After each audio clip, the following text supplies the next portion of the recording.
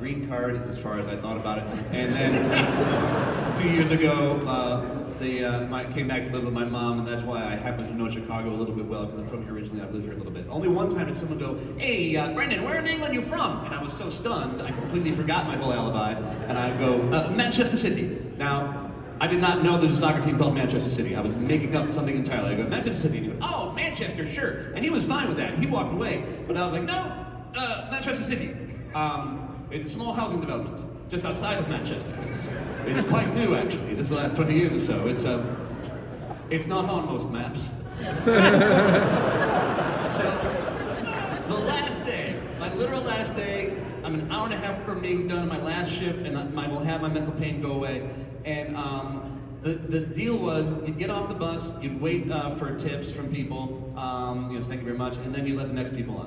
So, at the Fort Dearborn site on Chicago River at Michigan Avenue, I get off to grab tips from people, and there's a dude coming, an older man, in shorts and just a V-neck white t-shirt and flip-flops and beer belly, just like stomping toward me. And I'm like, oh, just a moment, sir, I have to let the people off first. And as I'm letting people off, this guy suddenly stands erect, and I feel him staring daggers straight into the side of my head. And he goes, "Where are you from?" And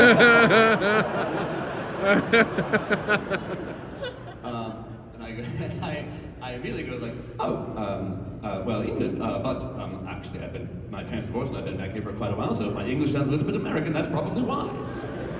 He does not flinch. He goes, "Where in England are you from?" London. "What part of London?" And I knew two parts of London. I knew there's a place called Mayfair, but I was pretty sure that's where Jack the Ripper killed people. And I knew that the neighborhood where my high school was also existed in London. And like that neighborhood, very famously, affluent, racially integrated. This would be perfect. So I tell him confidently, "Hyde Park." And he says, "I didn't know anyone lived in Hyde Park."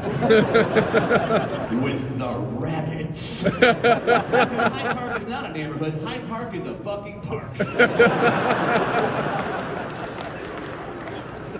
"Now tell me, where are you really from?" And I just sit down. I'm like, "Sir, it was just a joke. It got out of hand. Your secret's safe with me."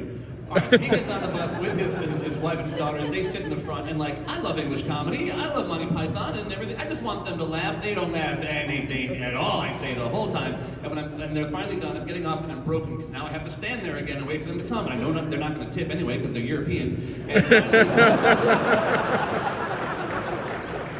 he comes out, and I'm like, "Thank you for coming, sir." And he grabs my hand, and pulls me close. And now in my ear he goes, "Next time, pick a real neighborhood, not Hyde Park, with the rabbits." And